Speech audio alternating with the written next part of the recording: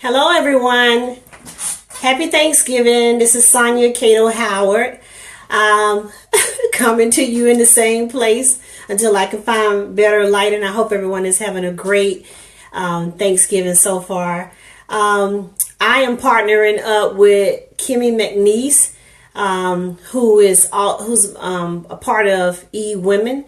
We have a Atlanta E-Women Meetup online program that we're doing, and we hope that you all will sign up and be a part of this. So every Wednesday and Thursday, we are going to give a message that's on our hearts to help women to start to live happy, healthy, and hopeful. So last week I talked about why don't we tell?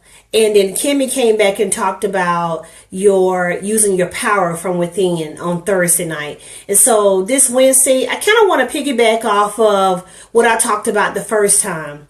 And I want to start by telling you a story. So around, I don't know how long ago it was, but it was Thanksgiving time.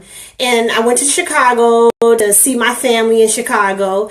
And while I was there, I did some help with some ministry there. But I stayed at a very nice hotel. And the hotel I had one of the really big rooms. And so I kicked out the little kids in our family. They went swimming. And so that night around, I guess, 11, we kicked all the kids out the pool. And then me and my daughter, we laid down to go to sleep because we had to get up at 3 o'clock for a flight to leave out. Well, it wasn't about, I guess, we laid down about 12 and probably about 30 minutes into it. The people next door to us started having sex. And so the wall was so thin that we could just hear everything. And I was thinking, oh, Lord, I hope my daughter is asleep. And so it just got louder and louder and louder to the point that the people across this hall was knocking on the door really loud for them to, quiet down. So it appeared that they quieted down, but they did not. What they did was actually put the person's face into a pillow and continue to have sex. So this went on for about 2 hours. And I knew my daughter was listening at that point. And so as I'm lying there, I'm thinking, okay, why is she so loud? Why is she screaming like she's hurting? And then I thought, well, okay, that doesn't sound like a woman. And I thought, okay, well, maybe it's two guys. And then I said, well, still, why is he screaming? Because it didn't sound like a woman. So after about 2:30, I think they finally stopped at around 2:30. And then the alarm rung at 3, and me and my daughter, we got up and got ready. Well, my daughter, I think she was around 6th grade that time, or in middle school sometime that time. And she said to me, as soon as we started getting dressed, she says, Ma, did you hear that? It sounded like a little boy. And I thought, oh my God, it was a little boy. It was a little boy. That whole week we were there. There was a Little League football team that was there at the hotel with us. And just like myself, the coach, this is me assuming, the coach had the big room at the end of the hall and probably had one of the kids in the room, and he was molesting them. He had this kid face in a pillow and was molesting them. And I was just so upset because I didn't do anything, and I wanted to go knock on the door, and my daughter was like, no, don't know. You don't know if he's going to hurt you. Let's just tell the people downstairs. So we rushed downstairs, with our bags. And I told the lady the room number. And well, as soon as we got downstairs, there were two guys that looked like they were cops. So I ran up to them and said, hey, I'm 99% sure that there is a kid in this guy's room and he's being molested and you guys need to go do something. But they were security guards. They just kind of looked at each other like, okay, so what? And then I was like, what?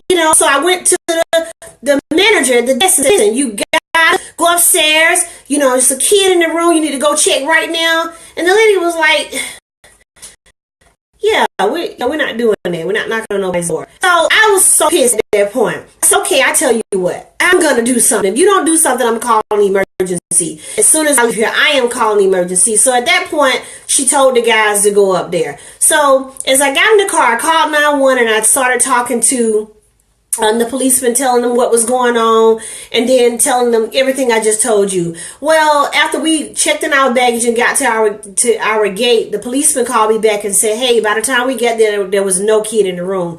And I was just furious, because I'm like, of course there was no kid in the room. Because by that time, if the security guards went up there, they warned them. They didn't go in the room and say, hey, you got a kid in here. Nobody wanted to get involved. So, of course, I felt devastated about this whole thing. So I guess I'm talking to you about that because every day there are so many kids being molested. There are so many women who have been molested today who have never told anyone. They've never told anybody. And so now they kind of just pressed it down, kind of living through it, however that's affecting their relationships or whatever. But they're kind of just going through life, and they've never told anybody what happened to them. So this is my continuation of, not only should we, if it's you, get some help, talk to somebody, but also we see things that look out of order and we don't say anything. So I'm challenging you, if you see something out of order. Every time we look on the news, we see somebody and kidnapped somebody and had them in the basement and kept them for 20 years. You see things out of order. Girls are in sex trafficking all day. Girls are being prostituted all day. And nobody does anything. Nobody says anything. We just kind of drive by and say nothing. So I am challenging you all to do something. If you see something out of order, call a crisis line, call 911, get involved so that our kids don't end up being abused and wounded like we were, like some of us are today. I know that's a little heavy. Every time I come to you, I'm gonna come with you something heavy. And I hope that this challenged you. If this is something that you have, if it triggered something that, you've gone through, please get some help. Start talking, start telling, and help other people also. Again, I want to hope that you guys will join us on Atlanta eWomen meetup every first and third Tuesday from 9 to 10. And check out my girl Kimmy. I'm not sure she's gonna be on tomorrow night since it's Thanksgiving, but if so, check her out. And thanks again. Happy Thanksgiving. How do you stop this?